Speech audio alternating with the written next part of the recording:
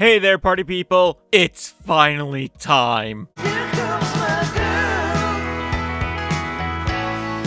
Yes, Volume 11 of the 100 Girlfriends Who Really Love You immediately introduces the fan-favorite gal girl, Kirurui Ashi, more preferably known as Akko. She is not only totally the CEO of cuteness, she is chronically chill due to low blood pressure, leaving her face mostly stuck in this adorably dopey expression in most situations.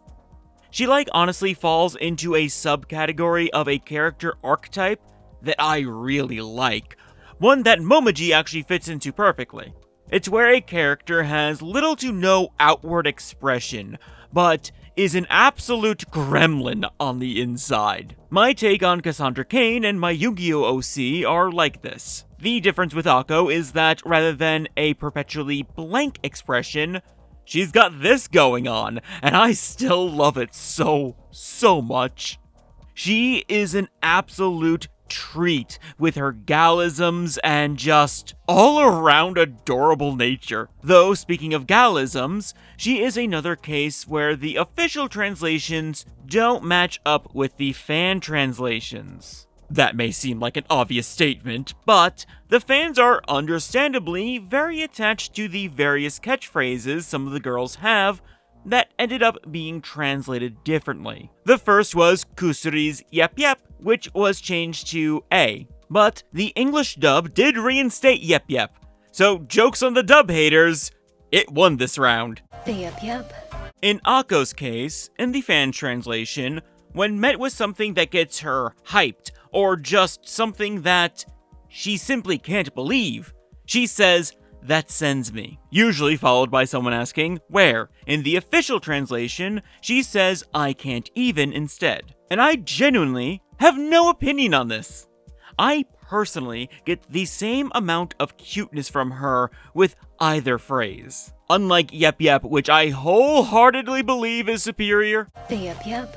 Fundamentally, it could just be that I'm an old man person thing that is over the age of 30, thus making me the living embodiment of cringe, but at the end of the day, they are equivalent phrases. So the difference doesn't matter to me. But that is just my opinion.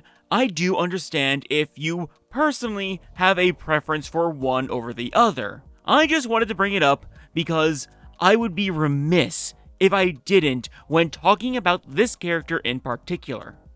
Anyway, for the chapter itself, totes cute. Starts off right away with the eye contact and Rentaro getting to know Akko and her love for all things cute. He even helps her set up a stall at a flea market to sell her overabundance of accessories and knickknacks, giving her a lesson on vibing and inspiring her to one day open up her own boutique. Which segues nicely into the next chapter where she is introduced to the Rentaro family proper, and Akko actually recognizing them for their brief idol stint.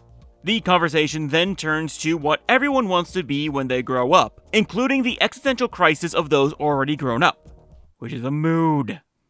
Then that turns to everyone opening up shops where Akko is going around to the stalls buying whatever it is they're selling. It's honestly a really cute way for her to get to know everyone. And I am now realizing how many times I'm going to be saying cute through this video.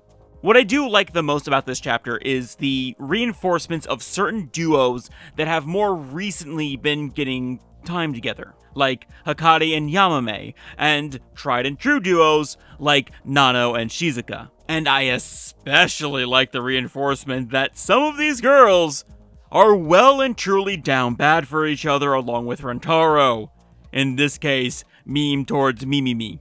Though, speaking of duos, Iko and Mei are not only a pair here, but in the following chapter as well.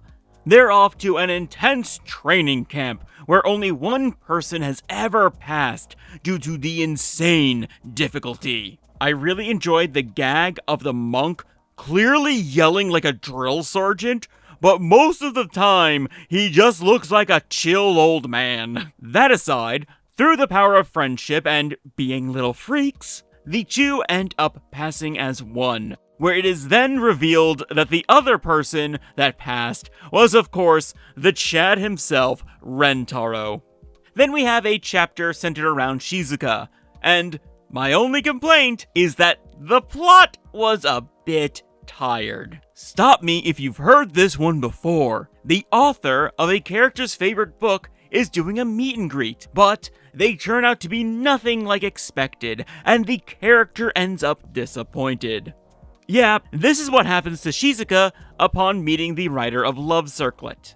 Though there is a twist that this man actually isn't the writer, and is instead a jealous author wanting to ruin the actual author's reputation. He does see the light upon meeting Rentaro and getting a full blast of his wholesome energy. So yeah, unfortunately I was a bit disappointed by this chapter, was hoping it would be less predictable. It is basically an episode of a sitcom, but as far as this kind of plot goes, I think it was well done at least. After all, Rentaro's speech to the fake author was really nice, and Shizuka did get to have some very cute reaction shots. For the next chapter, Kusuri is inspired by shonen anime tropes to have the family essentially pull off combo moves to create flawless skill sets. Example being Mimimi equipping Shizuka to simultaneously be the most beautiful and the cutest, sending Nano into a lesbian panic. All around a really fun chapter, great pairing moments too, like Yaku and Hahari, and of course, Girlfriend Armor Supreme.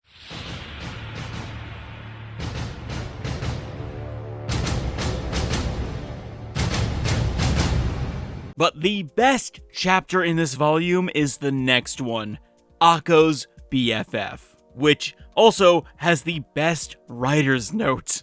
Akko and Karane decide to hang out and go shopping after school. Seeing as Karane does have that gal flavoring going on top of her tsundere core, they end up meeting up with Akko's former friend group, who were mentioned in the introduction chapter. They're a gang of gals that ended up ditching Akko due to her naturally low energy. You know, like a bunch of bitches.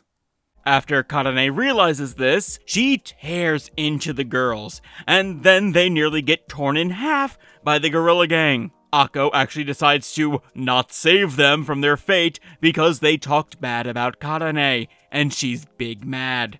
Though they did end up safe and sound, just terrified of all parties involved afterward.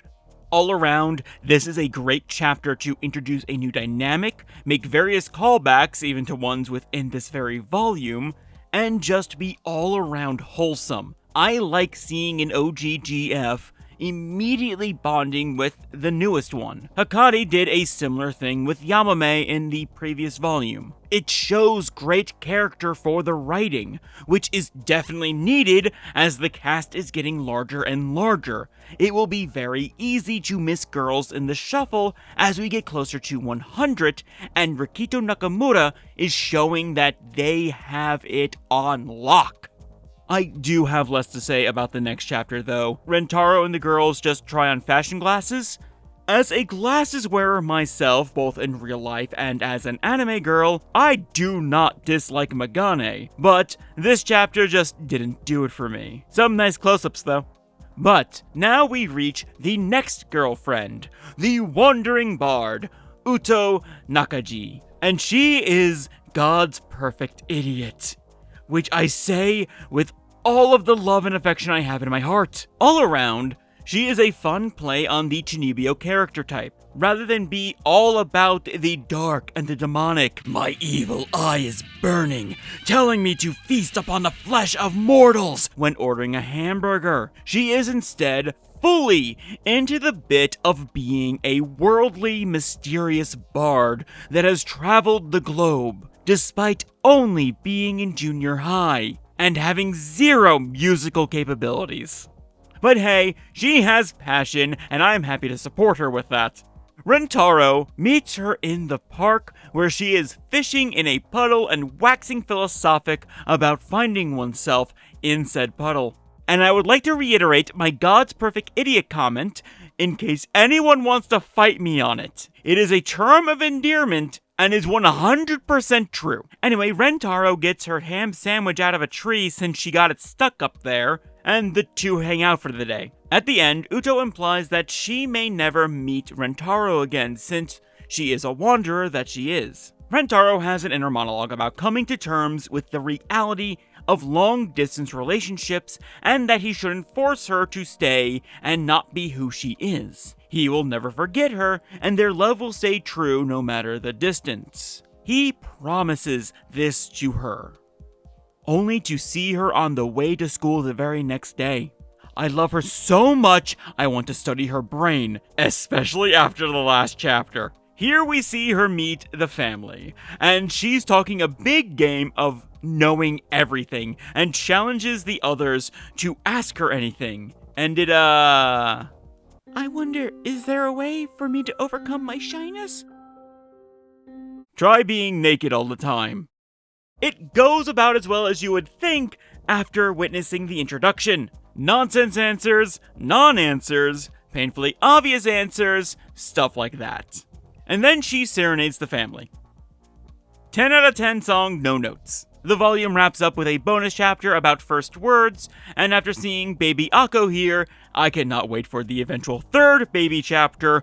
I know it's happening, I'm in the subreddit. Overall, great volume, great girlfriend introductions. It might just be time to update my tier list. And I think I can even remove the A- tier since Kusuri has been making less P jokes. So look forward to that, and be sure to let me know in the comments about what you guys think about Volume 11. Thank you so much for watching, and I hope to catch you next time in the void.